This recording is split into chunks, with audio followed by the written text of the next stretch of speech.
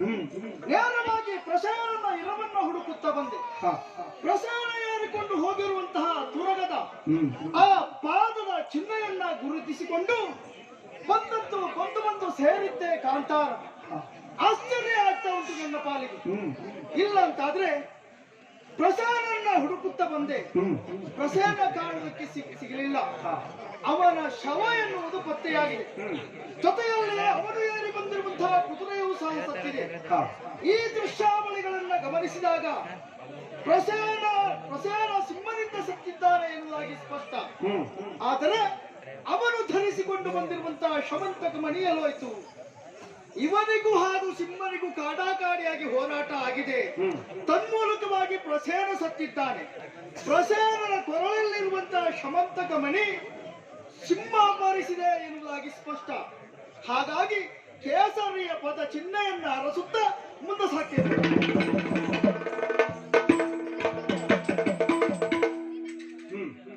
ಆಶ್ಚರ್ಯ ಆಗಿದ್ದಿರಬಹುದು, ಒಂದು ರೀತಿಯಾಗಿ ವಿಸ್ಮಯವೇ ಹೌದು, ಇದು ನಿಗೂಢ ಸಾವೇ ಹೌದು. ಇಲ್ಲ ಅಂತ ಆದ್ರೆ ಕೇಸರಿ ಅಪಹರಿಸಿದ್ದಂತಹ ಶಮಂತಕ ಮಣಿ ತರುತ್ತಿರುವಂತಹ ವೇಳೆಯಲ್ಲಿ ಪಲ್ಲುಕಗೂ ಹಾಗೂ ಕೇಸರಿಗೂ ಯುದ್ಧ ಆಗಿದೆ. ಘನಘೋರ ಯುದ್ಧದಲ್ಲಿ ಸಿಂಹನನ್ನ ಕೊಂದಿದೆ, ಶಮಂತಕ ಮಣಿಯನ್ನ ಪಲ್ಲುಕ ಒಯ್ದಿದೆ ಎನ್ನುವುದಾಗಿ ಸ್ಪಷ್ಟ. ಹಾಗಾಗಿ ಪಲ್ಲುಕದ ಪದಚಿಹ್ನೆಯನ್ನು ಅರಸುತ್ತಾ ಬಂದಿರುವಂತಹ ಪ್ರದೇಶ ಶರದ ಋತು ಪೂರ್ಣಿಮೆಯ ಉದಯ ಚಂದಿರ ಕಾಂತಿ. ಶರದ ಋತು ಪೂರ್ಣಿಮೆಯ ಉದಯ ಚಂದಿರ ಕಾಂತಿ. ಸುರುಚಿರಾನನದಿಂದ ಶೋಭಿಸುತ್ತ ವಿಭವದಿ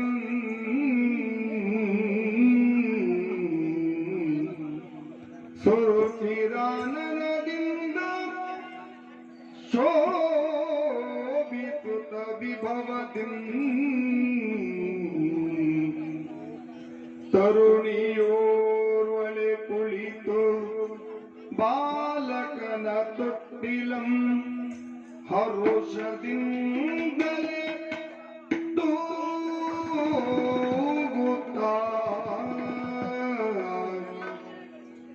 ತರುಣಿಯೋರ್ವಳೆ ಕುಳಿತು ಬಾಲಕನ ತೊಟ್ಟಿಲಂ ಹರುಷದಿಂದಲೇ ತೂಗುತ್ತಾ. ಗಿರಿಜೆ ರಮೆ ವಾಣಿಯರ ಗಿರಿಜೆ ರಮೆ ವಾಣಿಯರ ಚೆಲ್ವಿಕೆಗೆ ಮಿಗಿಲದಿದೆಯ ಸರವಿಜಾಂಬಗಿ ಮೆರೆವ ಸೌಂದರ್ಯ ವಿಭ್ರಮಕ್ಕೆ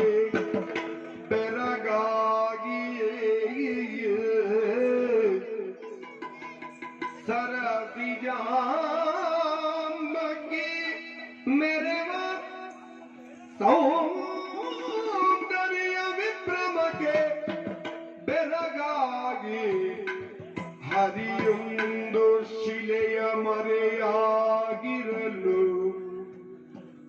ಹರಿಯೊಂದು ಶಿಲೆಯ ಮರೆಯಾಗಿರಲು ಪಾಡಿ ತೂಗುತ್ತಾಗಲು.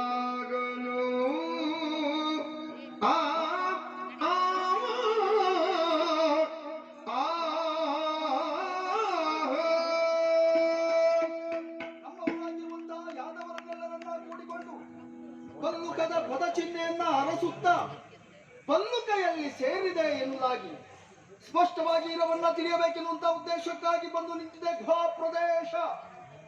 ಯಾದವರನ್ನೆಲ್ಲ ಇಲ್ಲೇ ಇರುವುದಕ್ಕಾಗಿ ಹೇಳಿದ್ದೇನೆ. ನಾನು ನೇರವಾಗಿ ಸೇರಿದ್ದು ಗುಹೆಯನ್ನ. ಹೌದು, ಈ ಪ್ರದೇಶವನ್ನ ಕಂಡಾಗ ಕಾರ್ಗತ್ತಲೇ ಆವರಿಸಿರಬೇಕಿತ್ತು. ಆದರೆ ಈ ಗುಹಾ ಪ್ರದೇಶವನ್ನ ನೋಡಿದಾಗ ಕೋಟಿ ಸೂರ್ಯನ ಪ್ರಭೆಯೋ ಎನ್ನುವ ಹಾಗೆ ಶೋಭಾಯಮಾನವಾಗಿ ಕಂಗೊಳಿಸುತ್ತಾ ಉಂಟು. ಆದರೆ ಈ ಗುಹೆಯ ಮಧ್ಯದಲ್ಲಿ ಒಬ್ಬಾಕೆ ಕುಳಿತು ಬಾಲಕರನ್ನ ತೊಟ್ಟಿನಲ್ಲಿ ಹಾಕಿ ಚೋ ಚೋ ಚೋ ಚೋ ಎನ್ನುವುದಾಗಿ ತೂಗುತ್ತಾ ಇದ್ದಾಳೆ. ಇವಳನ್ನ ನೋಡಿದ್ರೆ, ಇವಳ ಸೌಂದರ್ಯವನ್ನ ಗಮನಿಸಿದ್ರೆ ಗಿರಿಜ ರಮೆ ವಾಣಿಯರ ಚಲುವಿಕೆಗೆ ಮಿಗಿಲಿಪ ಸೌಂದರ್ಯವನ್ನ ಹೊಂದಿದ್ದಾಳೆ. ನೋಡುವ ಇವಳು ಯಾರು, ಇವಳು ಯಾಕಾಗಿ ಇಲ್ಲಿದ್ದಾಳೆ ಎನ್ನುವುದಾಗಿ ಸ್ಪಷ್ಟವಾಗಿ ಇರವನ್ನ ತಿಳಿಯಬೇಕು ಅಂತಾದ್ರೆ ಪ್ರತ್ಯಕ್ಷವಾಗಿ ಕಾಣುವುದಲ್ಲ, ಶಿಲೆಯ ಮರೆಯಲ್ಲಿ ನಿಂತು ಇವಳ ಇರವನ್ನ ತಿಳಿತೇನೆ.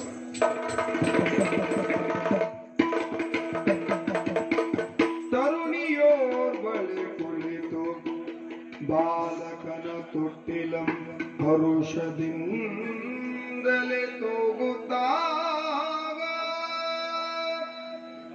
ಜೋ ಜೋ ಜೋ ಜೋ ಜೋ ಸುಕುಮಾರ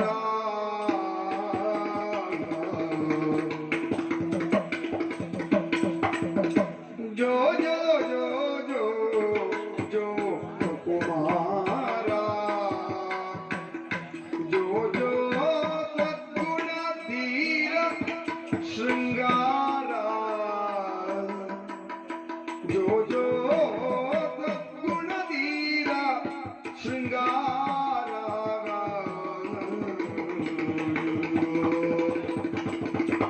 ಜೋ ಜೋ ಜಾಂಬವ ತರಳ ಪ್ರವೀರ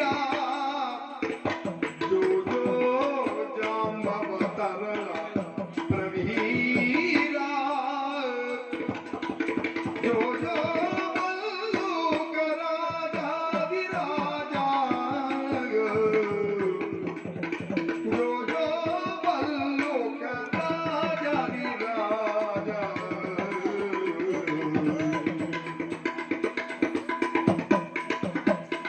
ತಂದೆಯಾಗಿ ಗಜಾಂಬವಂತ ಸವಿಯ ಒಂದು ತಂದಿಗ ಚಮಂತ ಕಮಣಿಯ ಚಂದೋದೊಳಗರಿನ ತೊಟ್ಟಿಲ ಬಳಿಯ ಬಂದಿರಿಗನು ನೋಡು ಭಾಗ್ಯ ಕೊರಿದಿಯ ಬಂದಿರಿಗನು ನೋಡು ಭಾಗ್ಯ ಕೊರಿದಿಯ ಜೋ ಜೋ ಜೋ ಜೋ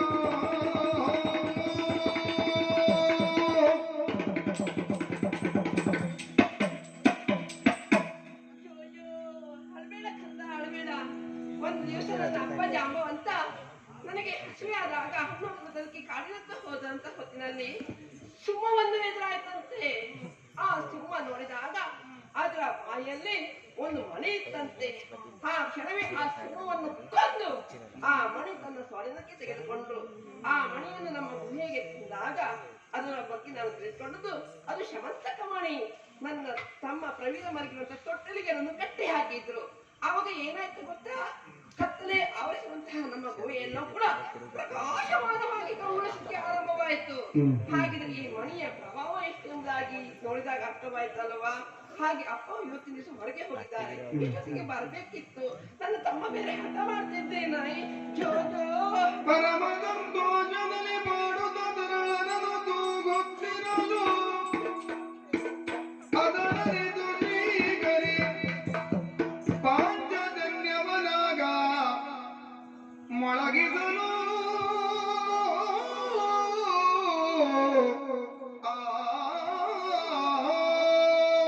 ಇವಳು ಯಾರು ಏನು ಎನ್ನುವುದಾಗಿ ಸ್ಪಷ್ಟವಾಗಿ ಅರಿವು ಸಿಕ್ಕಿದ ಹಾಗಾಯಿತು. ಹಾಗಂತ ಇವಳು ನನಗೆ ಮುಖ್ಯ ಅಲ್ಲ, ಇವಳ ತಂದೆ ಮುಖ್ಯ. ಇವಳ ತಂದೆಯ ಆಗಮನ ಆಗಬೇಕು ಅಂತಾದ್ರೆ ಇವಳು ಭಯ ಪಡಬೇಕು ಅಂತಾದ್ರೆ ನನ್ನಲ್ಲಿರುವಂತಹ ಪಾಂಚಜನ್ಯದ ನಿನಾದ ಎನ್ನುವುದು ಹೊರಹೊಮ್ಮಬೇಕು. ಹಾಗಾಗಿ ಶಂಕ ನಿನಾದವನ್ನು ಮಾಡಿ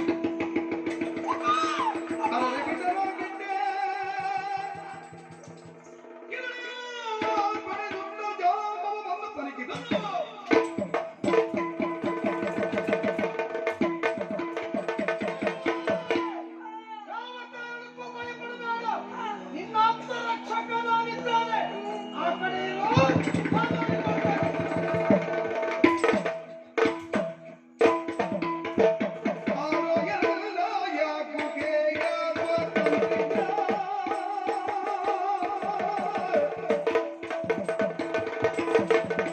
ಆ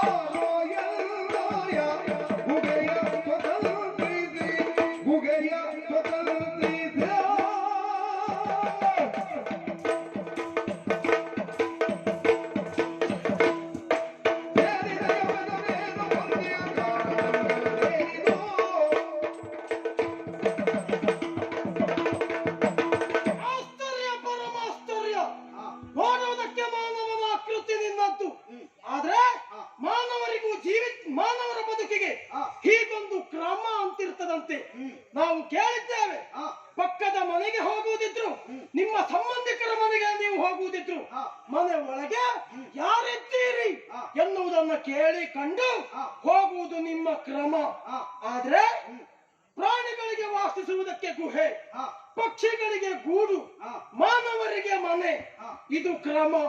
ಹೌದಾ? ಹೌದು. ನಿನ್ನ ಮನೆಗೆ ಹಾ. ಯಾವುದೋ ಒಬ್ಬ ಅಪರಿಚಿತ ಬರ್ತಾನೆ ಅಂತಾದ್ರೆ ಹಾ. ಮನೆ ಒಳಗೆ ಯಾರಿದ್ದೀರಿ ಹಾ. ಕೇಳು ಬರುವುದು ಸಂಪ್ರದಾಯ, ಹಾ. ಸಂಸ್ಕೃತಿ. ಅದನ್ನ ಬಿಟ್ಟು ಹಾ. ನಮ್ಮತ್ತಾಗಿರುವಂತಹ ಗುಹೆಗೆ ಹಾ. ಏಕಾಏಕಿ ಪ್ರವೇಶ ಮಾಡಿದೆ ನೀನು. ಹಾ. ಅಲ್ಲ, ಇಂತಹ ಒಂದು ಕೆಟ್ಟ ನಾಟವನ್ನು ಮೊಳಗಿದವನು ನೀನಿದ್ದಿ. ಹಾ. ಏ ಹಾ. ಮನುಷ್ಯರ ಒಡನಾಟ ನಮಗಿಲ್ಲ ಅಂತಲ್ಲ, ಹಾ. ಉಂಟೆ. ಆದ್ರೂ ಹಾ. ಅದರಲ್ಲಿ ಭಿನ್ನ ನೀನಿದ್ದಿ ಎನ್ನುವುದು ಸ್ಪಷ್ಟ. ಯಾರು ನೀನು? ಹಾ. ನಿನ್ನ ಹೆಸರೇನು? ಹಾ. ನಿನ್ನ ಅಪ್ಪ ಅಮ್ಮ ಯಾರು? ಹಾ. ಹೇಳೋ. ನಡೆಯಲಿಲ್ಲ. ವಸುದೇವನಾತ್ಮಕವನು, ವಸುದೇವನಾತ್ಮಕವನು, ದ್ವಾರಗೆ ವರದಿಯಂ ಕೈದಿಪ್ಪೆನು, ದ್ವಾರಗೆ ವರದಿಯಂ ಕೈದಿಪ್ಪೆನು. ಹೆಸರು ಕೇಳಿ ನರಗನಿ, ಕೃಷ್ಣನೆಂದು ಬರದ ಖ್ಯಾತನೇ. ಅಯ್ಯ, ಏನ್ ಪ್ರಾಣಿಯಾದರೂ ಸಹ ನಿನಗೊಂದು ಸಂಸ್ಕಾರ ಉಂಟು ಎನ್ನುವಾಗಿ ಸ್ಪಷ್ಟವಾಗಿ ಹೋಯಿತು. ಅದು ನಿಮಗಿಲ್ಲ ಅಲ್ಲ ಅಂತ ಬೇಸರ ಆಗ್ತಾ ಉಂಟು. ಬಂದಿರುವಂತಹ ನೀನು ನನ್ನ ಪರಿಚಯವನ್ನ ಕೇಳ್ತಾ ಇದ್ದಿ. ಸರಿ, ನಾನೇನು ಸಾಮಾನ್ಯದವನಲ್ಲ. ಏನು? ಕೇಳುತ್ತಿರಬಹುದು ದ್ವಾರಕಾ ನಗರ ಎನ್ನುವುದಾಗಿ. ದ್ವಾರಕ? ಹೌದು. ಹಾ. ಅಲ್ಲಿ ವರ್ತಮಾನ ಕಾಲದ ಅಧಿಕಾರಿ ಹಾ. ವಸುದೇವ. ದ್ವಾರಕೆಯಲ್ಲಿ ವಸುದೇವನ? ಹೌದು. ಹಾ, ಹಾ. ವಸುದೇವ ದೇವಕಿಯರ ಸಂಜಾತ ನಾನು. ಕರೆಯುವುದಕ್ಕೆ ಬೇಕಾದಷ್ಟು ಹೆಸರುಂಟು. ಹಾ, ಹಾ. ಕೃಷ್ಣ ಎನ್ನುವುದಾಗಿ ಹಾ. ಲೋಕ ವಿಖ್ಯಾತಿಯನ್ನು ಪಡೆದವನು ನಾನಾಗಿದ್ದೇನೆ. ಓಹೋ. ಇದು ನನ್ನ ಹೆಸರು. ವಸುದೇವ ದೇವಕಿಯರಿಗೆ ಕಂದ. ಹೌದು. ಪ್ರಖ್ಯಾತಿಯಿಂದ ನೀನು ಕೃಷ್ಣ.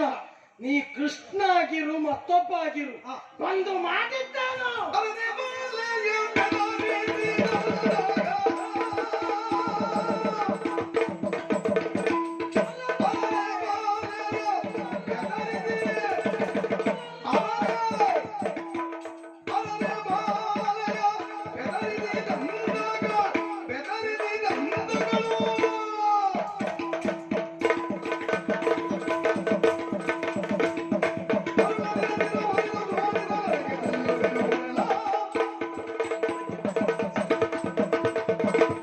ಕೃಷ್ಣನೆನ್ನುವ ಜಂತುವೆ, ನೀನು ಒಬ್ಬ ಸಂಸ್ಕಾರಯುತ ಎನ್ನುವ ಹಾಗೆ ನಾವು ಭಾವಿಸಬಹುದಿತ್ತು. ಹಾ. ಆದ್ರೆ ಆ ಭಾವನೆಗೆ ಆಸ್ಪದ ಇಲ್ಲದ ರೀತಿ ಮಾಡಿಬಿಟ್ಟೆ. ಹಾ. ವಸುದೇವ ದೇವಕಿಯರಿಗೆ ಕಂದ. ನಮಗೇನು ಗೊತ್ತಿಲ್ಲ ಅಂತಲ್ಲ. ಹಾ. ನಿನ್ನ ಅಪ್ಪನಿಗೆ ಮೊದಲು ಮತ್ತೊಂದು ಹೆಸರುಂಟು. ಹೌದಾ? ಹಾ. ಆನಕದೊಂದು ಬಿ. ಹಾ. ಯಾಕ ಅಪ್ಪನಿಗೆ ಹೆಸರು ಬಂದದ್ದು ಗೊತ್ತುಂಟು ನಮಗದು. ಹಾ. ಹುಟ್ಟಿದ ಕ್ಷಣದಲ್ಲಿ ಹಾ. ನಿನ್ನ ಅಪ್ಪನಿಗೆ, ನಿನ್ನ ಅಪ್ಪ ಹುಟ್ಟಿದ ಕ್ಷಣ ಹಾ. ದೇವತೆಗಳೆಲ್ಲ ಹಾ. ದುಂದುಬಿಯನ್ನು ಮೊಳಗಿದರಂತೆ. ಆ ಕಾರಣಕ್ಕಾಗಿ ಆನಕ ದುಂದುಬಿ ಹಾ. ಎಂಬ ಹಾಗೆ ಹೆಸರು ಎನ್ನುವುದನ್ನು ನಾವು ಕೇಳಿದ್ದೇವೆ. ಸರಿ. ನಮಗೆ ಗೊತ್ತಿಲ್ಲ ಅಂತಲ್ಲ. ಏ ಬಡವೆ, ಹಾ. ನೀನು ನಿನ್ನಂತವನು ಹಾ. ಮಾಡುವಂತಹ ಕಾರ್ಯವೇನೋ ಇದು? ಹ್ಮ್. ಗುಹೆಯ ಒಳಗಿರುವುದು ಮೂರು ಬಾಲೆ. ಹಾ. ಆ ಬಾಲೆಯನ್ನ ಹಾ. ನಿನ್ನಲ್ಲಿರುವಂತಹ ಶಂಕಧ್ವನಿಯ ಮೂಲಕವಾಗಿ ಹಾ. ಬೆದರಿಸಿದಿ, ಬೆಚ್ಚಿಸಿದಿ. ಹಾ. ಹೌದಾ? ಹಾ. ನಿನ್ನಂತವ ಮಾಡುವಂತದ್ದ ಹಾ. ನೋಡ. ಹಾ. ಬೇಗೋ ಬಂದಿದ್ದಿ. ಹಾ. ತಿಳಿದು ಬಂದೆಯೋ ತಿಳಿಯದೆ ಬಂದೆಯೋ ಪ್ರಶ್ನೆ ಬೇರೆ. ಹಾ. ಬಂದ ಮೇಲೆ ನೀ ಮಾಡಿದ ಕಾರ್ಯ ಹಾ. ಅಕ್ಷಮ್ಯ ಅಪರಾಧ. ಹಾ. ಆದರೂ ಮಾನವರ ಒಡನಾಟ ಇರುವ ಕಾರಣ ಹಾ. ನಿನ್ನನ್ನು ಕ್ಷಮಿಸಿ ಬಿಡ್ತೇವೆ. ಬಿಟ್ಟು ಹೋದ್ರೆ ಒಳ್ಳೆಯದು. ಹಾ. ಅಲ್ದಿದ್ರೆ ನಿನ್ನ ರಕ್ತ ತರಗತಂತೆ ಜಾಗ್ರತೆ.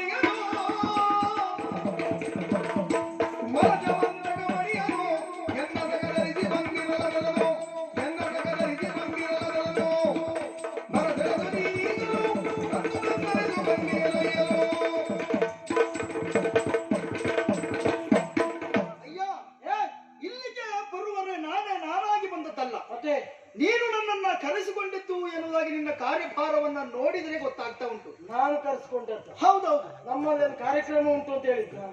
ಹಾಗಲ್ಲ. ಮತ್ತೆ ಕಾರ್ಯಕ್ರಮ ಉಂಟು ಅಂತ ಹೇಳಲಿಲ್ಲ. ಹಾ. ಕಾರ್ಯಕ್ರಮ ನಡೆಸಿಕೊಡುವುದಕ್ಕಾಗಿ ನನ್ನನ್ನು ಕರೆಸಿಕೊಂಡಿದ್ದೀಯಾ ಎನ್ನುವಾಗಿ ಸ್ಪಷ್ಟವಾಗ್ತಾ ಉಂಟು. ನಡೆಸಿಕೊಡುವುದು. ಯಾಕೆ ಈ ಮಾತು ಗೊತ್ತುಂಟ? ಏನ್ ದೊಡ್ಡ ದ್ವೈರ್ಯ.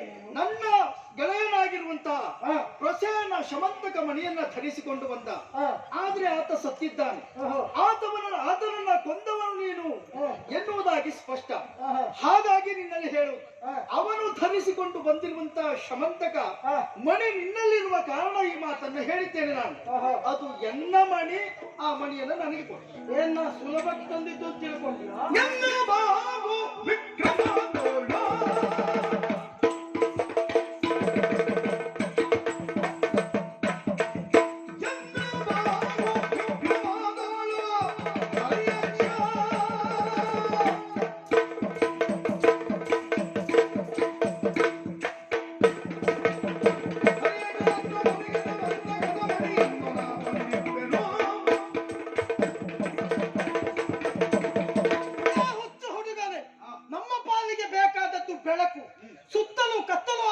ಇದ್ದಾಗ ಒಳಗೆ ಬೆಳಕು ಬೇಕೆ, ಹೌದಾ?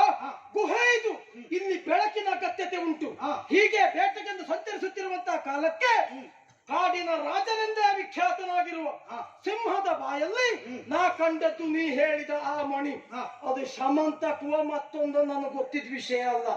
ಆ ಬಳಿಕ ಆ ಮಣಿ ಬೇಕು ಎಂಬ ಕಾರಣಕ್ಕಾಗಿ ಕಾಡ ರಾಜನಾಗಿರುವಂತಹ ಸಿಂಹನೊಡನೆ ಹೋರಾಟ ಮಾಡುವುದರ ಮುಖೇನವಾಗಿ ಆ ಸಿಂಹನನ್ನ ಮಡುಹಿ ನಾನಾ ಮಣಿಯನ್ನ ತಂದವನಿದ್ದೇನೆ. ನಮ್ಮ ಗುಹೆ ಇಷ್ಟು ಪ್ರಜ್ವಲಿಸುವುದಕ್ಕೆ ಕಾರಣ ಆ ಮಣಿಯೇ ಉಂಟು. ನೀನ್ ಹೇಳಿದ ಪ್ರಸೇನನ ಮತ್ತೊಂದು ನಮಗ್ ಗೊತ್ತಿದ್ದದ್ದಲ್ಲ. ಸುಮ್ಮನೆ ಹೋಗ್ತೀಯ ಅಲ್ವಾ? ವಿಗಿತದಿಂದಲೇ ಮಣಿಯಲು ವಿಗಿತದಿಂದಲೇ ಮಣಿಯಲು ತೊಡಗಿದ್ದಾಗಿದ್ದ ಮೇಲೆ ಇದ್ದವರು ತೊಡಗಿದ್ದಾಗಿದ್ದ ಮೇಲೆ ಇದ್ದವರು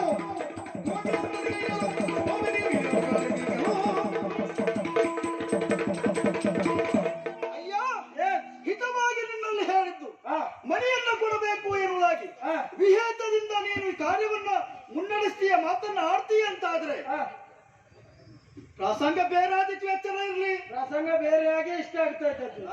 ಎಂತ ಪ್ರಸಂಗ ಬೇರೆ ಮಾಡಿ ಎಂತದ್ದು? ಸುಮ್ಮನೆ ಇರ್ತೀಯಲ್ಲ? ಕುಲ್ಲದ ಸಿರಿಗೆ ರಾಣಿಯ ಜನಿತಿಗ ಬಲುಕನೆಂದರಿತ ಕುಲ್ಲದ ಸಿರಿಗೆ ರಾಣಿಯ ಜನಿತಿಗ ಬಲ್ಲುಕನೆಂದರಿತೆ ಬಲ್ಲುಕನೆಂದರಿತೆ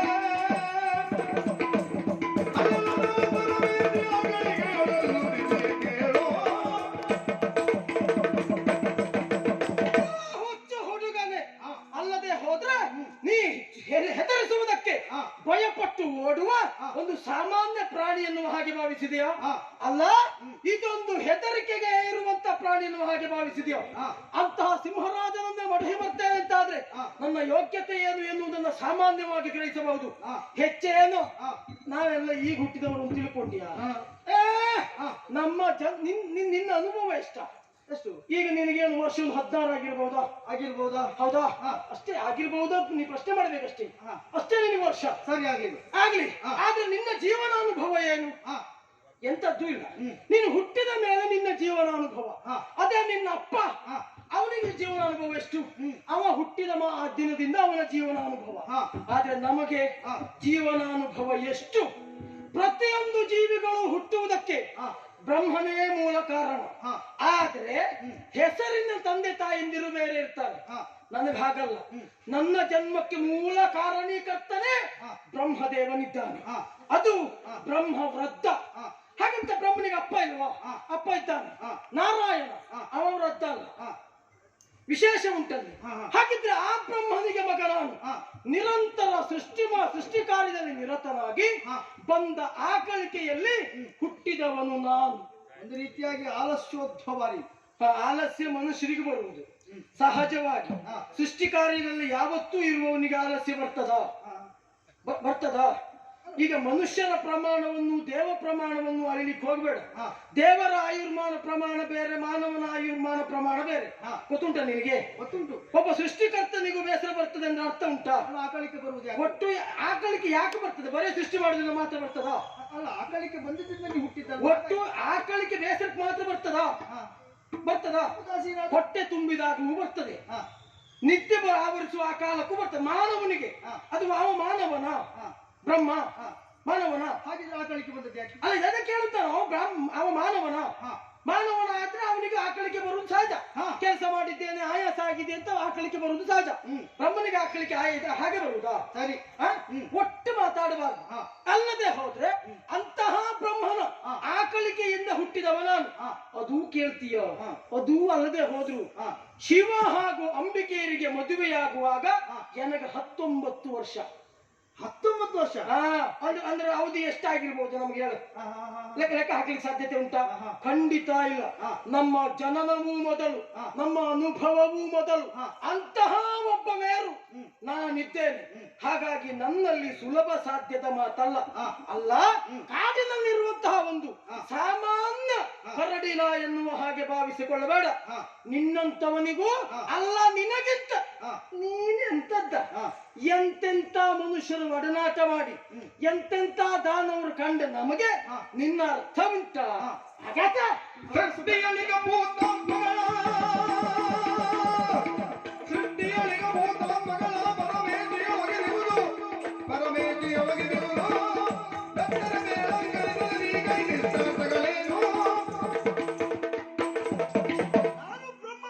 ಪುತ್ರ ಹಾ. ಹಾಗೆ ಹೀಗೆ ಎನ್ನುವಾಗಿ ಕೊಚ್ಚಿಕೊಳ್ಳುವಂತ ಅಗತ್ಯತೆ ಇಲ್ಲ. ಏನು? ಪ್ರಪಂಚದಲ್ಲಿ ಹುಟ್ಟಿರುವಂತಹ ಚರಾಚರ ಜೀವಿಗಳು ಸಹ ಹಾ. ಬ್ರಹ್ಮನ ಸೃಷ್ಟಿಗೆ ಒಳಪಟ್ಟಿರ್ತದೆ. ಹಾ. ನಾನು ಹುಟ್ಟಿದ್ದು ಬ್ರಹ್ಮನ ಸೃಷ್ಟಿಯಲ್ಲಿ, ನೀನು ಹುಟ್ಟಿದ್ದು ಬ್ರಹ್ಮನ ಸೃಷ್ಟಿಯಲ್ಲಿ. ಯಾಕೆ ಬ್ರಹ್ಮನನ್ನ ಅಪ್ಪ ಅಂತೀಯ ನೀನು? ಆ ಬ್ರಹ್ಮನನ್ನೇ ಅಪ್ಪ ಅಂತೀಯ? ಬ್ರಹ್ಮನನ್ನೇ ಅಪ್ಪ ಅಂತ ಹೇಳುವುದಲ್ವಾ? ಅಲ್ಲ ಅಲ್ವಾ? ತಂದೆ ತಾಯಿಗಳು ಬೇರೆ ಇರ್ತಾರೆ. ಹೌದಾ? ಅದ ಕೇಳಿದ್ದು. ಹಾ. ನೇರ ಕಾರಣೀಕರ್ತವನು ಎಲ್ಲರೂ ಬ್ರಹ್ಮನೇ ಆದರು. ಹಾ. ಆದ್ರೆ ನನ್ನ ಹುಟ್ಟಿಗೆ ಮೂಲ ಕಾರಣ ಅವನೇ. ಹಾ. ನಿಮ್ಗೆ ಹೇಳಿಕೊಳ್ಳುವುದಕ್ಕೆ ಅಪ್ಪ ಅಮ್ಮ ಅಂತ ಒಬ್ರು ಇರ್ತಾರೆ. ಹೌದು. ನಮಗಾಗಲ್ಲ. ಹಾ. ನೇರ ಅಪ್ಪನೇ ಅವ ಅಂತ ಬಿಡು. ಅರ್ಥ.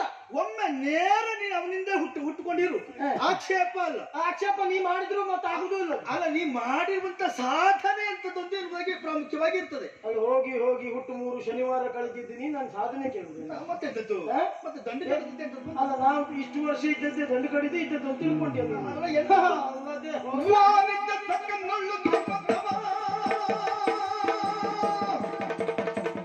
ವಾರಿದ್ದ ತಕ್ಕನ್ನೊಳ್ಳು ದುರ್ಮತವ ಕೈಯೊತ್ತ ಮೇರು ಮಗೀದರವ. ಮೇರು ಮಗೀದರವ. ತರುತರು ಮುಗಿದವೇ ಕೋರಿ ಮುಗದಿವಾರದಿ ಬುದ್ಧಿಗನೋ. ಅಲ್ಲ, ಹುಚ್ಚು ಹುಡುಗನೇ, ನಮ್ಮ ಸಾಧನೆ ಹಾ. ಸರಿಯಾಗಿ ನನ್ನನ್ನು ನೋಡು. ನೀ ಮುಖ ಮೇಲ್ ಮಾಡಿ ನೋಡ್ಬೇಕಾಗ್ತದೆ. ಹಾ. ಹೌದಾ? ಹಾ. ಮನುಷ್ಯರ ಆಯು ಪ್ರಮಾಣ ಎನ್ನುವುದು ಹಾ. ಅಥವಾ ದೇಹದ ಬೆಳವಣಿಗೆ ಎನ್ನುವುದು ಯುಗದಿಂದ ಯುಗಕ್ಕೆ ಹಾ. ಸಣ್ಣಾಗುತ್ತಾ ಬರ್ತದೆ. ಹೌದಾ? ಹಾ. ಕೃತಯುಗದಲ್ಲಿ ಮಾನವನ ದೇಹಕ್ಕಿಂತಲೂ ಹಾ. ತ್ರೇತೆಯಲ್ಲಿ ಮಾನವನ ದೇಹವು ಹಾ. ಕೃಶವಾಗಿ ಹೋಗುತ್ತದೆ. ಹಾ. ಆಮೇಲೆ ದ್ವಾಪರೆ ಮತ್ತೂ ಕೃಶ ಆಗುತ್ತದೆ. ಹಾ. ಕಲಿಯುಗದಲ್ಲಿ ಇನ್ನೂ ಕೃಶ ಆಗಿ ಹೋಗುತ್ತದೆ. ಆದ್ರೆ ಹಾ. ಅದರಲ್ಲಿ ಮತ್ತೊಂದು ವಿಶೇಷ ಉಂಟು. ಕಲಿಯುಗದಲ್ಲಿ ಹಾ. ಕಲಿಯುಗದ ಕೊನೆಯ ಅಂತ್ಯ ಕಾಲಕ್ಕೆ ತುಂಬೆಯ ಮರಕ್ಕೂ ತುಂಬೆಯ ಗಿಡಕ್ಕೂ ಏಣಿ ಹತ್ತು ಹಾಕಬೇಕು ಎನ್ನುವ ಮಾತು ಉಂಟಂತೆ. ಅಷ್ಟು ಎತ್ತರವಾಗಿ ಬೆಳೆದವು. ಹಾಗಲ್ಲ, ಅದೇ ಎತ್ತರ ಬೆಳೆದಂತೆಲ್ಲ ಹೆಡ್ಡ ಹಾ. ಮನುಷ್ಯನ ಜೀವನ ಮತ್ತು ಸಣ್ಣ ಆಗ್ತಾ ಹೋಗ್ತದೆ ಅಂತ. ಹಾಗೆ ಶುದ್ಧ ಆಗ್ತಾನಂತ. ಎಲ್ಲ ಬುದ್ಧಿವಂತ ಅಂತ ಮಾತಾಡೋದು. ಹಾಗಲ್ಲ. ಹಾಗೆ ಬಿಡು. ಹಾ. ಹಾಗಂತ ನೀ ನಾನಿನ್ನ ಕಾಣಬೇಕು ಅಂತಿದ್ರೆ ಹಾ. ಎಲ್ಲ ನನ್ನ ಮೊಣಕಾಲಷ್ಟು ದೊಡ್ಡ ಇದ್ದೀನಿ. ಹಾ, ಹಾ. ನೀ ನನ್ನ ನೋಡ್ಬೇಕು ಅಂತಿದ್ರೆ ಹಾ. ಮುಖ ಮೇಲ್ ಮಾಡಿ ನೋಡ್ಬೇಕು. ಅಂತಹ ಜೀವನ ನಿನ್ನದ್ದು. ಹಾ. ನನ್ನ ಸಾಧನೆ ಕುರಿತು ಕೇಳ್ತೀಯನೋ? ಒಂದೊಮ್ಮೆ ಹಿಂದೊಮ್ಮೆ ಹಾ. ಆ ಸೂರ್ಯದೇವನಿಗೆ ಹಾ. ಅಹಂಕಾರ ಅಡರಿತು. ಹಾ. ಈ ಲೋಕಕ್ಕೆ ಬೆಳಕನ್ನು ಕೊಡುವವನಿದ್ರೆ ನಾನು, ಲೋಕ ಭೂಮಿಯನ್ನು ಸಂಚರಿಸುವುದಿದ್ರೆ ನಾನೊಬ್ಬನೇ ಹಾ. ಎಂಬ ಹಾಗೆ ಅಂತಹ ವಾರಿಜ ಸಕನಲ್ಲಿ ಹಾ. ಶಪಥ ಮಾಡುವುದರ ಮುಖೇನವಾಗಿ ಹಾ. ಈ ಭೂಮಿಯನ್ನ ಹಾ. 21 ಬಾರಿ ಹಾ. ಸಂಚಾರ ಮಾಡಿದವ ನಾನು. 21 ಬಾರಿ.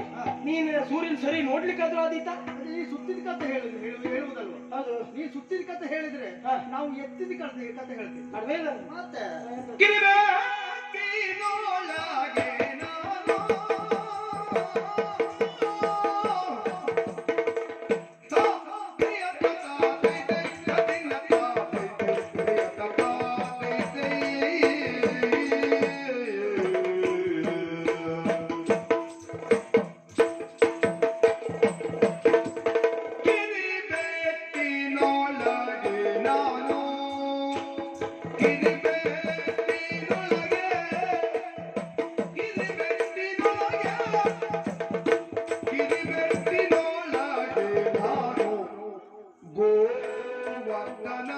ಗೋವರ್ಧನಗಿರಿಯನ್ನು ನೆಗಗಿರುವೆನು.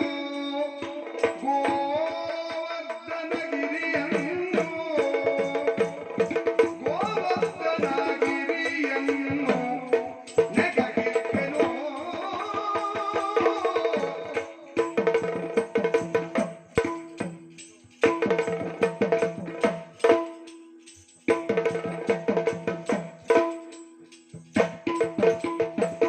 ವರ ಮಹಾಮೇರು ಪರ್ವತ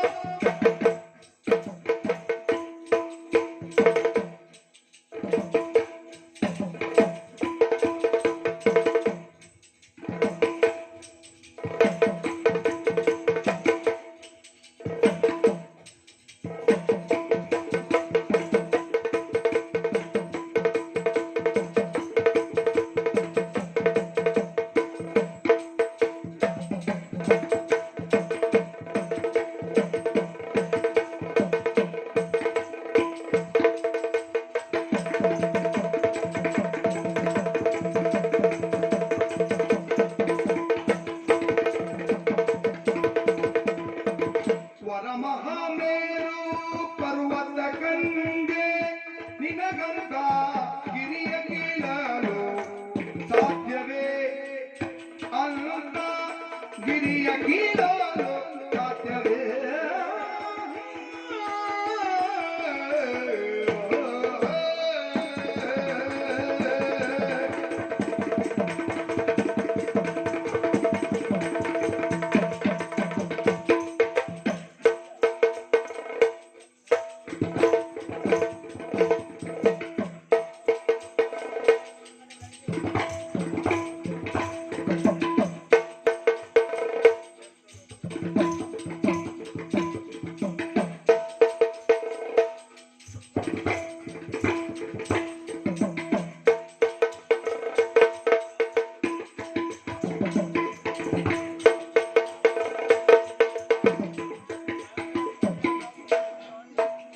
ವರಮಮೇರು ಪರ್ವತಗಂಗ ನಿನಗಂತಗಿರಿಯ ಕೀಳಲು ಅಂತಗಿರಿಯ ಕೀಳಲು ಸಾಧ್ಯವೇ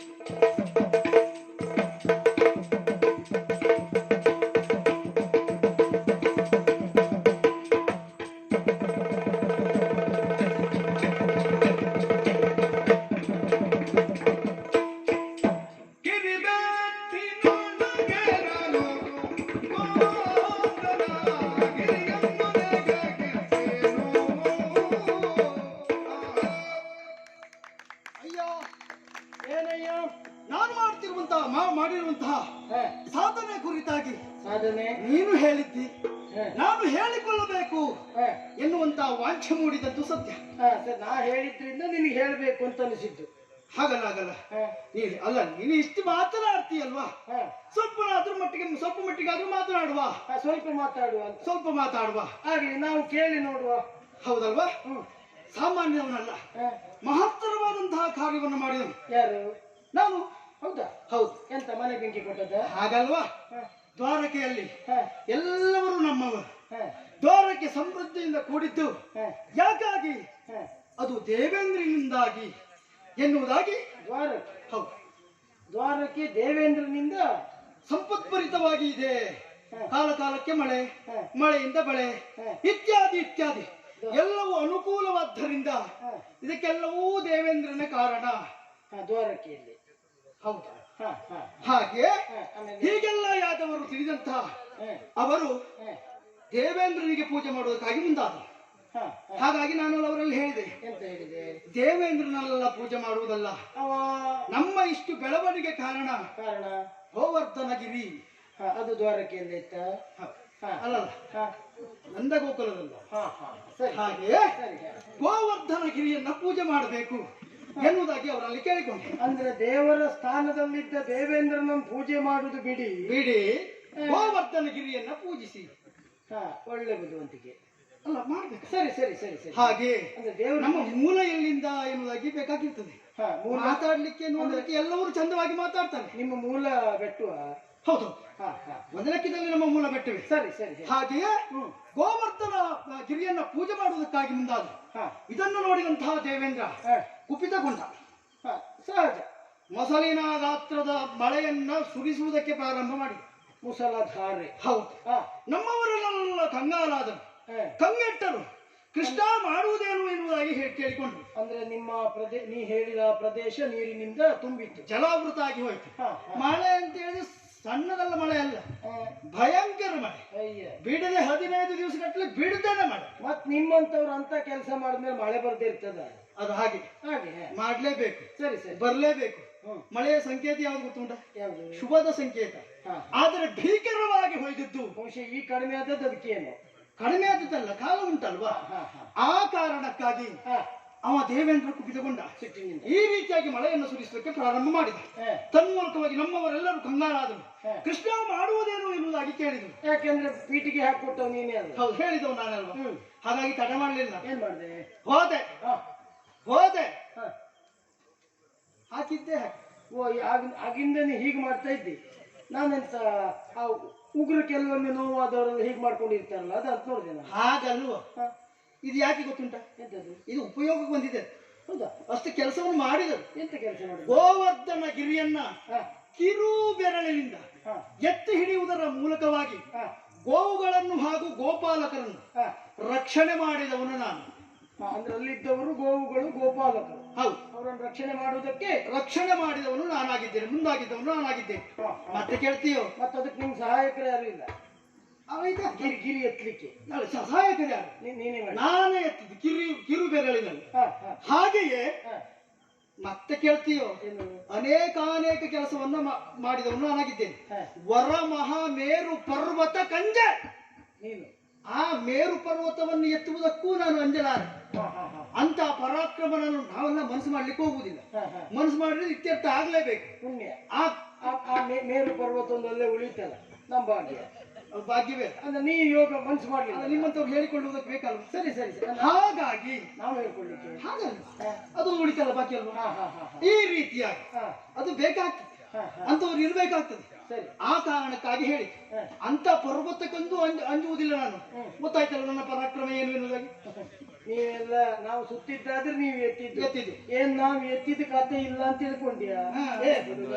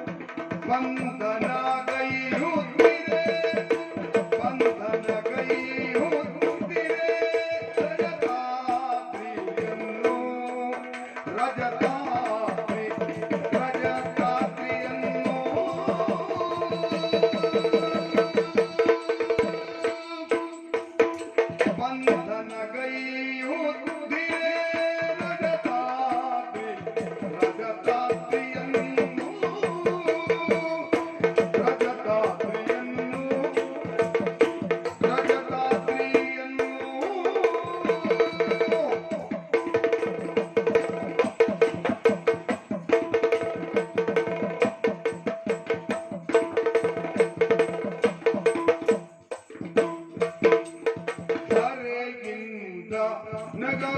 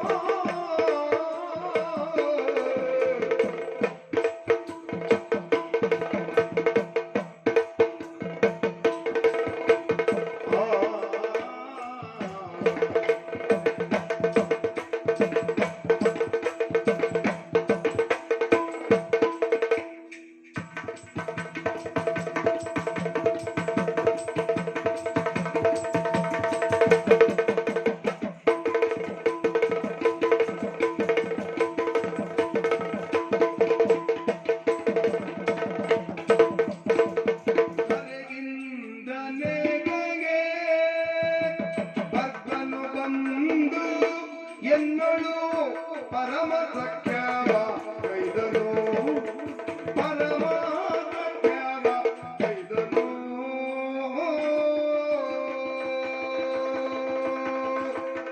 ಆ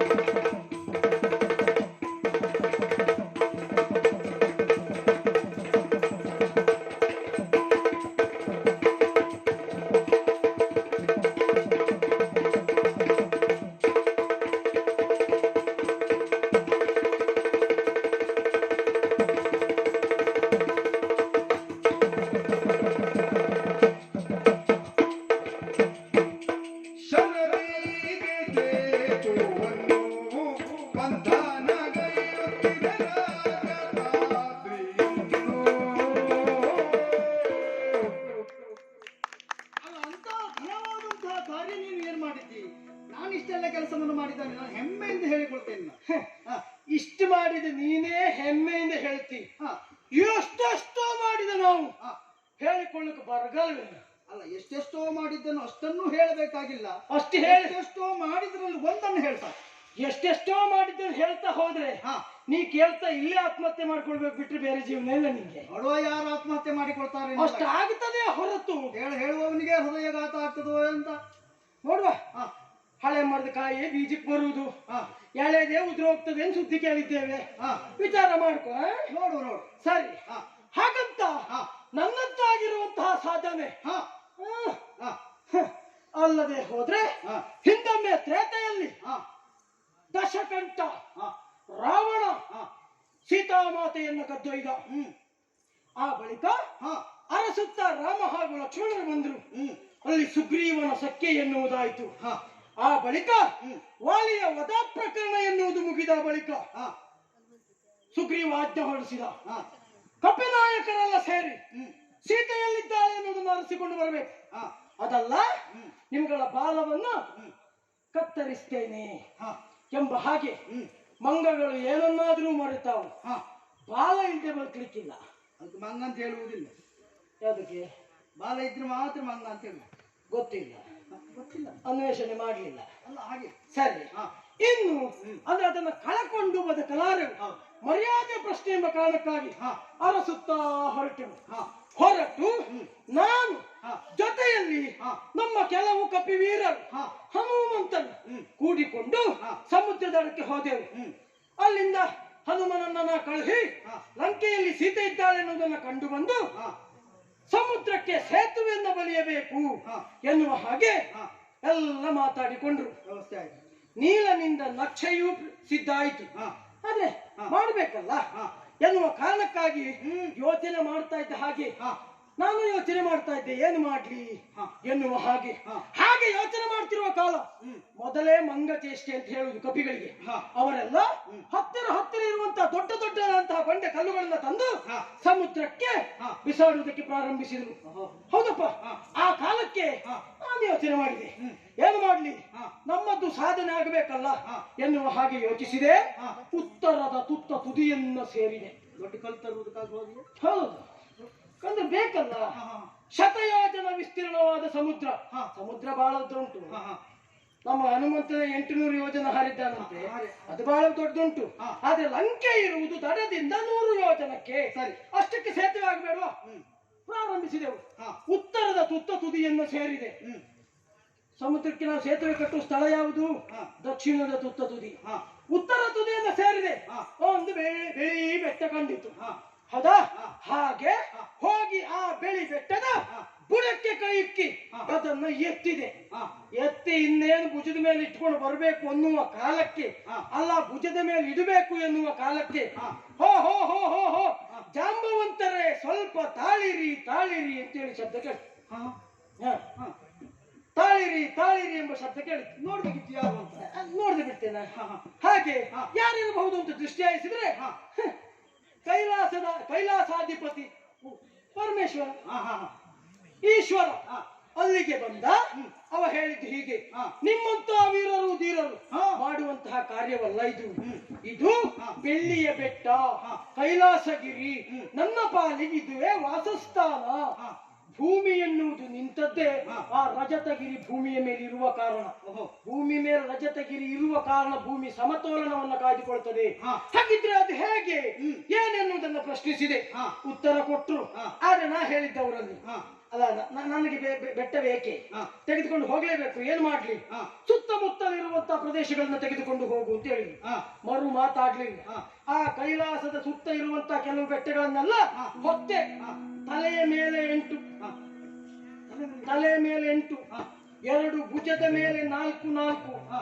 ಆಮೇಲೆ ಕಂಕುಳಲ್ಲಿ 2, ಹಾ. ಕೈಯಲ್ಲಿ 2, ಒಟ್ಟು ಎಷ್ಟಾಯ್ತಾ? ಎಷ್ಟಾಯ್ತು? ಒತ್ತವ ನೀನಲ್ವ? ಅಲ್ಲ, ಹೇಳಿದ್ರೆ ಲೆಕ್ಕ ಕೇಳಿಲ್ವಾ? ಹಾ. ತಲೆಯ ಮೇಲೆ 8, 8 ಭುಜದ ಮೇಲೆ 4, ಕಂಕುಳಲ್ಲಿ 2, ಹಾ. ಕೈಯಲ್ಲಿ 2, ಎಷ್ಟಾಯ್ತಾ? 16 ಕೊಡ್ಲಾ?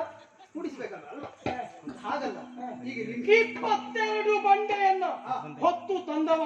ಜೊತೆಯಲ್ಲಿ ಕಾಲಿನಲ್ಲಿ ಕೆಲವು ಬಂಡೆಗಳನ್ನ ಸುರುಳುತ್ತ ಆ ಉತ್ತರದ ತುದಿಯಿಂದ ದಕ್ಷಿಣಕ್ಕೆ ತಂದು ಸಮುದ್ರಕ್ಕೆ ಹಾಕಿ 22 ಯೋಜನ ಸಮುದ್ರಕ್ಕೆ ಸೇತುವೆ ಬಂಧಿಸಿದವ ನಾನು.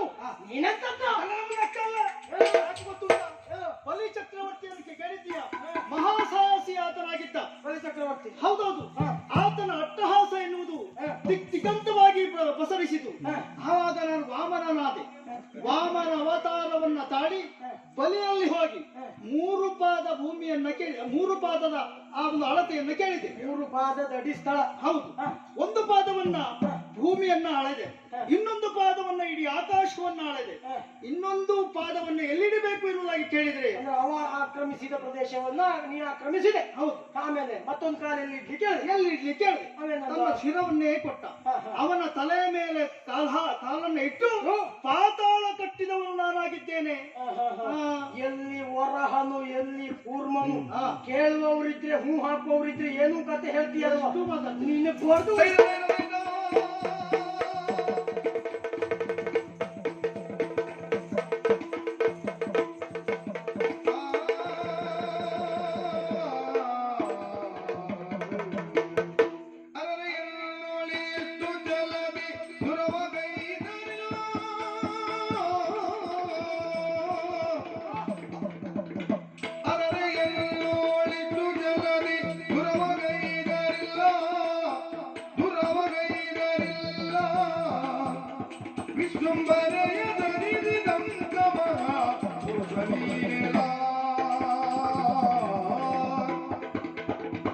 ಏನಾಶ್ಚರ್ಯ ಇದು! ಅವನಲ್ಲಿ ಮಾರ್ಮಲದ ಹೋರಾಟಕ್ಕೆ ನಿಂತೆ ಮೊದಲು ಜಯ ಎನ್ನುವುದು ನನ್ನ ಪಾಲಿಗಾಯಿತು. ಆದ್ರೆ ದಿನ ಕಳೆದ ಹಾಗೆ ನನ್ನಲ್ಲಿರುವಂತಹ ದೇಹ ತ್ರಾಣ ಎಲ್ಲವೂ ಕುಗ್ಗುವುದಕ್ಕೆ ಪ್ರಾರಂಭಿಸಿ ಜಯ ಎನ್ನುವುದು ಅವನ ಪಾಲು ಸೇರುವುದಕ್ಕೆ ಪ್ರಾರಂಭಿಸಿತು.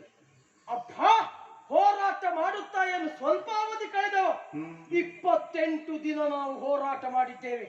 ಈ ಹೋರಾಟದ ಅವಧಿಯಲ್ಲಿಯೂ ನನ್ನ ಪಾಲಿಗೆ ಜಯ ಎನ್ನುವುದು ಲಭಿಸದೇ ಹೋಯಿತು. ಯಾಕಿರಬಹುದು? ಇವನನ್ನ ಕಾಣ್ತಾ ಇದ್ರೆ ಅಂತ ಶಕ್ತಿಗಳೆಲ್ಲ ಒಮ್ಮೆ ಹೊರ ಚಿಮ್ಮುತ್ತದೆ, ಮತ್ತೊಮ್ಮೆ ಕರ ಮುಗಿದು ಶಿರ ಬಾಗು ಎನ್ನುವ ಹಾಗೆ ಅಂತರಂಗ ಸೂಚಿಸ್ತದೆ. ಹಾಗಿದ್ರೆ ಇವನ್ ಯಾರಿರಬಹುದು? ನನ್ನ ಜನ್ಮಕ್ಕೆ ಮೂಲ ಕಾರಣೀಕರ್ತನಾದಂತಹ ನನ್ನ ಅಪ್ಪ ಬ್ರಹ್ಮದೇವ ಇರಬಹುದೇ? ಹುಟ್ಟಿಗೆ ಕಾರಣೀಕರ್ತನಾದ ತಂದೆ ಶಿಕ್ಷಿಸುವುದಕ್ಕೆ ಮುಂದಾದಾನ? ಅದು ತಪ್ಪನ್ನೆಸಗದ ಈ ಕಾಲಕ್ಕೆ ಅವನಲ್ಲ. ಹಾಗಿದ್ರೆ ಮತ್ಯಾರು? ನನ್ನ ಮಿತ್ರತ್ವವನ್ನು ಬಯಸಿರುವಂತಹ ಆ ಪರಮೇಶ್ವರನು. ಸಕಲಲ್ಲಿ ಎಂತ ಹೋರಾಟ? ಅವನೂ ಅಲ್ಲ. ಇನ್ನೊಬ್ಬ ಸೃಷ್ಟಿಕರ್ತನೊಬ್ಬನಾದರೆ, ಲಯಕರ್ತು ಒಬ್ಬನಾದರೆ ಪಾಲನಾಕರ್ತು ವಿಶ್ವಂಭರ. 14 ಲೋಕವನ್ನು ತನ್ನ ಉದರದಲ್ಲಿಟ್ಟು ಪೋಷಿಸುವಂತಹ ವ್ಯಕ್ತಿ ಅವನಿರಬಹುದಾ? ಆಗಿರುವುದಕ್ಕೆ ಸಾಧ್ಯತೆ ಉಂಟಾ? ನನ್ನಷ್ಟಕ್ಕೆ ನಾನು ಪ್ರಶ್ನಿಸಿಕೊಂಡ್ರೆ ಉತ್ತರ ದೊರಕಲಾರದು. ಅಯ್ಯ ವೀರನೇ, ನಿನ್ನೊಡನೆ ಮಾರುಮಲೆತು ಹೋರಾಟ ಕೊಟ್ಟವ, ಜಯಾಪಜಯದ ನಿರ್ಣಯದಲ್ಲಿ ಕೆಲವು ಕಾಲನ ಧರೆಯನ್ನ ಸೇರಿದ್ದ ಹೌದು. ಈಗಲೂ ಪ್ರಶ್ನಿಸ್ತೇನೆ, ಸತ್ಯವಾಗಿ ಹೇಳು, ನೀನ್ ಯಾರೆಂಬ ಹಾಗೆ ಹೇಳು.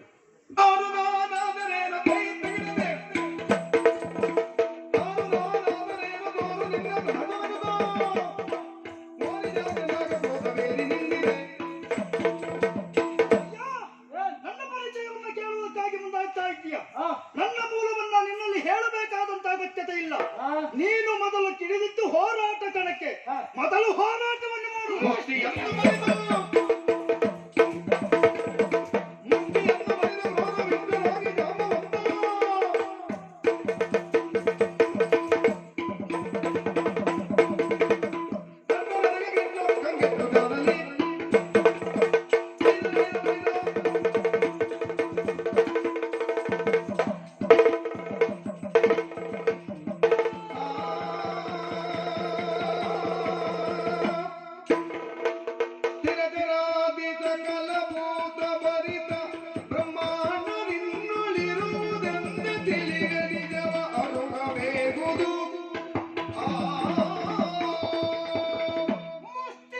ಬಲಿದು ಕ್ರೋಧದಿಂದಾಗಿ ಜಾಂಬವ ಮೈಯಲ್ಲಿರುವಂತಹ ತ್ರಾಣವನ್ನೆಲ್ಲ ಭುಜಕ್ಕೆ ಸೇರಿಸಿಕೊಂಡು ಆತನ ಮೇಲೆ ಹೊಯ್ದಾಟವನ್ನು ಎಸಗಿದೆ ನಾನು. ಅಬ್ಬಾ, ಆತನ ಮುಷ್ಟಿಯ ಒಂದೊಂದು ಖಾತ ಎನ್ನುವುದು ಒಂದೊಂದು ಅವತಾರವನ್ನು ಸೂಚಿಸಿತಲ್ಲ. ಛೇ, ಹಾಗಿದ್ರೆ ನಾ ತಪ್ಪನ್ನೆಸಗಿದ್ದೇನೆ. ಆಗುವುದಕ್ಕೆ ಸಾಧ್ಯತೆಗಳುಂಟೆ. ಇವ ಸಾಮಾನ್ಯನಲ್ಲ, ಸ್ಥಿರಚರಾದಿ ಸಕಲ ಭೂತಭರಿತ ಬ್ರಹ್ಮಾಂಡ ನಾಯಕನು ಇರಬಹುದೇ? ಹೌದು ಅಂತಾದರೆ ಅವನಲ್ಲಿ ನಾ ಹೋರಾಟ ಮಾಡಿ ಅಪರಾಧ ಎಸಗಿದ್ದೇನೆ. ಏನೋ ಒಂದು ಅರ್ಥ ಆಗ್ತಾ ಇಲ್ಲ. ಅಯ್ಯ ಭಗವಂತ, ಇದೋ ನಿನ್ನಲ್ಲಿ ಶರಣಾರ್ಥಿ ಶರಣು ಬಂದಿದ್ದೇನೆ. ಬೇಡಿದ ನನ್ನನ್ನ ರಕ್ಷಿಸು. ಶರಣ ನಿಂತೆನಲಾಗ ಶ್ರೀಗರಿ ಕರುಣದೊಳು ಕ್ಷಮೆಯಾಂತು ವೇಗದಿ ಧರಿಸಿದನು ಶ್ರೀರಾಮರೂಪವನು ಅತಿ ವಿಲಾಸದಲ್ಲಿ.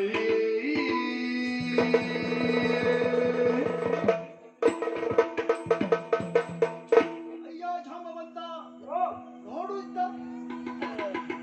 ಪರಿಗಿಸುತ್ತ ಜಾಂಬವನು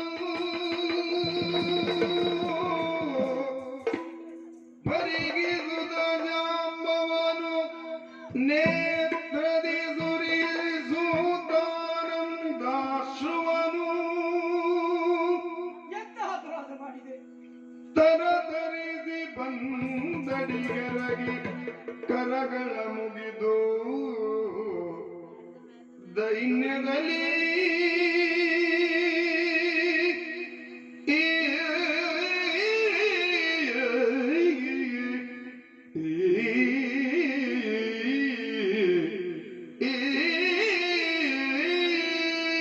ರಾಮ ರಾಘವ ದಶರಥ ಬಾಲ ಕೃತಾತೋ ಪಿಟಕ ಗತಿ ಕುತ ರಾಮ ರಾಘವ ದಶರಥ ಬಾಲ ಜಯ ಸೀತಾಲೋಲ ರಾಮ ರಾಘವ ದಶರಥ ಬಾಲ ಜಯ ಸೀತಾಲೋಲ ರಾಮ ರಾಘವ ದಶರಥ ಬಾಲ.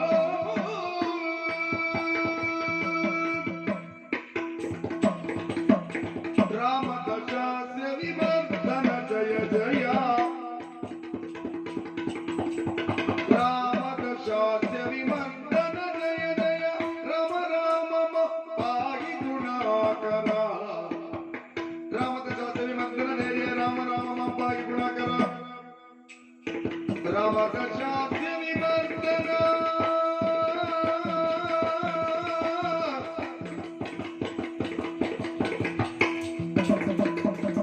ರಾಮ ದಶಾಸ್ಯ ವಿಮರ್ದನ ಜಯ ಜಯ ರಾಮ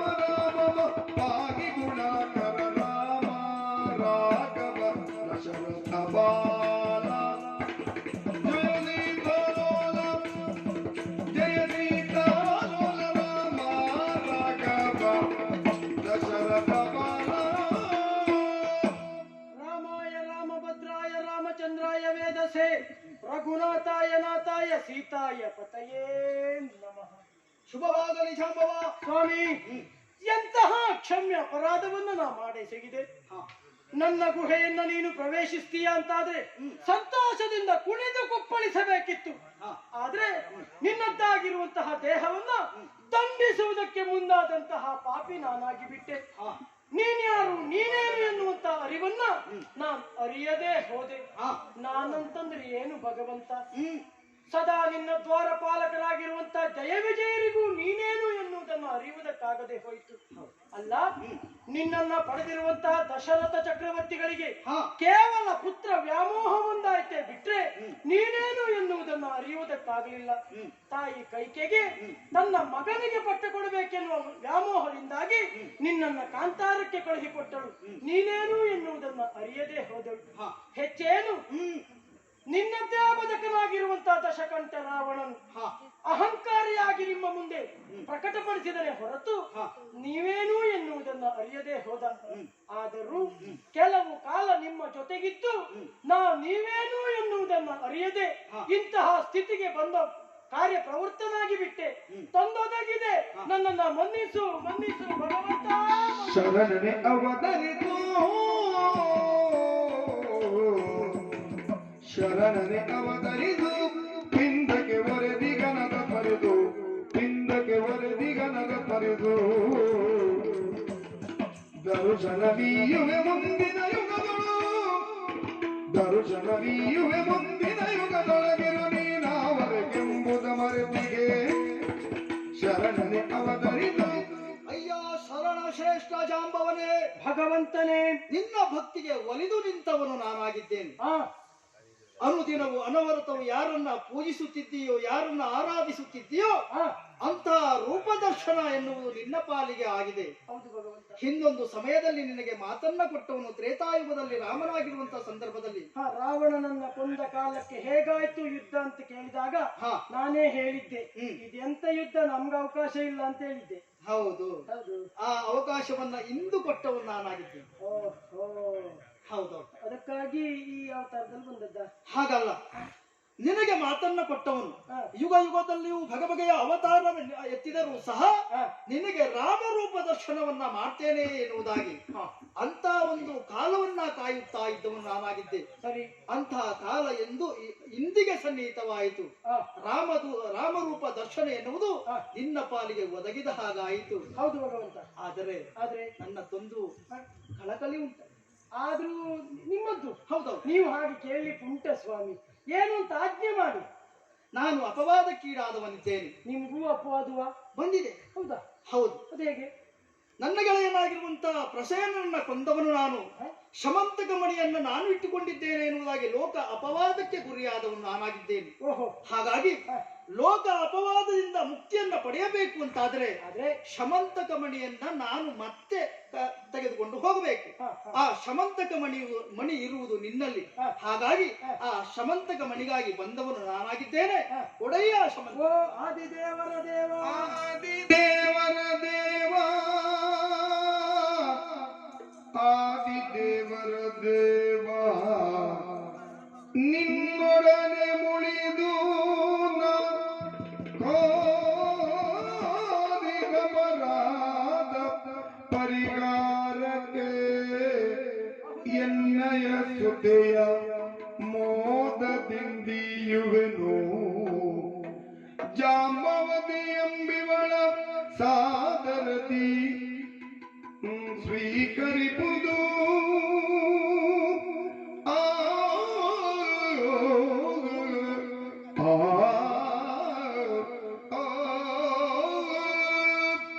ಆದಿದೇವರ ದೇವನೇ, ಜಾಂಬವಂತ, ತಪ್ಪು ಮಾಡಿದವನು ನಾನು. ನೀನೇನು, ನಿನ್ನ ವ್ಯಕ್ತಿತ್ವ ಏನು ಎನ್ನುವುದನ್ನು ಅರಿಯದೆ ಹೋದವನು ನಾನು.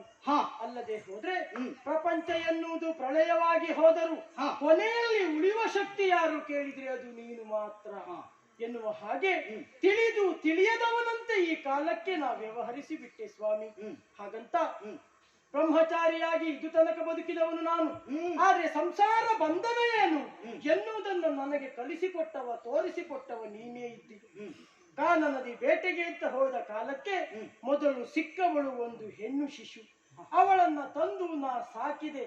ಅವಳಿಗೆ ಜಾಂಬವತಿ ಎಂಬ ಹಾಗೆ ಹೆಸರಿಟ್ಟೆ. ಕೆಲವು ಕಾಲದ ನಂತರ ಮತ್ತೆ ಬೇಟೆಗೆ ಹೋದಾಗ ಮತ್ತೊಂದು ಶಿಶು ಸಿಕ್ಕಿತು. ಅದು ಗಂಡು ಶಿಶು. ಅದನ್ನೂ ತಂದು ಸಾಕಿ ಸಲಹುತ್ತಾ ಇದ್ದೇನೆ. ಒಬ್ಬಳು ಜಾಂಬವತಿ, ಮತ್ತೊಬ್ಬ ಪ್ರವೀರ ಎಂಬ ಹಾಗೆ. ಆ ತೊಟ್ಟಿನಲ್ಲಿದ್ದ ಮಗು. ಭಗವಂತ ಅನಾಥೋ ದೈವರಕ್ಷತ ಅಂತ ಹೇಳಿದ್ರು. ಅನಾಥರಿಗೆ ದಾರಿ ತೋರುವವನು ನೀನಿದ್ದಾನೆ. ಇನ್ನು ಎಷ್ಟು ಕಾಲ ಅಂತ ನಾನಿದ್ದೇನು ಹೇಳು ಭಗವಂತ. ಒಮ್ಮೆ ಇದ್ರೂ ಈ ಕೃಶವಾದಂತಹ ದೇಹದಿಂದ, ವೃದ್ಧವಾದಂತಹ ದೇಹದಿಂದ ನಾ ಏನು ಸಾಧನೆ ಮಾಡುವುದಕ್ಕೆ ಸಾಧ್ಯತೆ ಉಂಟು ಹೇಳು ಭಗವಂತ.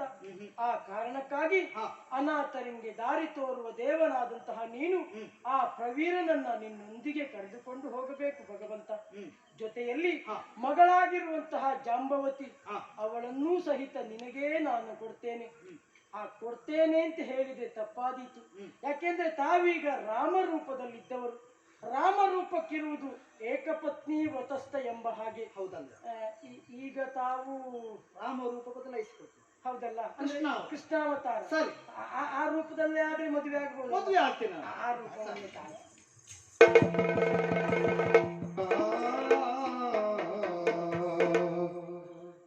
ಕೃಷ್ಣಾವತಾರದಲ್ಲಿ ತಾವು ಬಹುಪತ್ನಿ ವಲ್ಲಭರಿದ್ದೀರಿ. ಹೌದು. ಹಾಗಾಗಿ ಆ ಬಹುಪತ್ನಿ ವಲ್ಲಭರಾದಂತ ತಾವು ನನ್ನ ಮಗಳನ್ನ ಮದುವೆಯಾಗಿ ಅವಳಿಗೊಂದು ದಾರಿಯನ್ನ ತೋರ್ಬೇಕು. ಜೊತೆಯಲ್ಲಿ ನೀವೇ ಹೇಳಿದ್ರಲ್ಲ, ಅಪವಾದ ಬಂದಿದೆ ಎಂಬ ಹಾಗೆ ಆ ಶಮಂತಕ ರತ್ನವನ್ನ ಇದೋ ನಿಮ್ಮ ಕರೆಕ್ಕೆ ಈಯುತ್ತಾ ಇದ್ದೇನೆ. ಸರಿ, ನಮ್ಮ ಗುಹೆಯ ಹೊರಗಿದ್ದವರು ಅವರೆಲ್ಲ ನಿಮ್ಮವರಯ್ಯ. ಹೌದು. ಆಗಾಗಿ ಇಣಿಕಿ ನೋಡ್ತಾ ಇದ್ದಾರೆ. ಪ್ರಕರಣ ಏನಾಯ್ತು ಅಂತ ತಿಳ್ಕೊಳ್ಬೇಕಲ್ಲ. ಹಾಗಾಗಿ ಅವರಿಗೂ ಸ್ಪಷ್ಟಪಡಿಸಿ ನನಗೊಂದು ಮೋಕ್ಷವನ್ನ ಕರುಣಿಸುತ್ತೀಯಾ ಸ್ವಾಮಿ? ಆಗಲಯ್ಯ ಜಾಮವಂತ, ಆಗಲಿ. ನಮ್ಮ ಇಚ್ಛಾ ಪ್ರಕಾರವಾಗಿ ಆಗಿ. ನಮೋ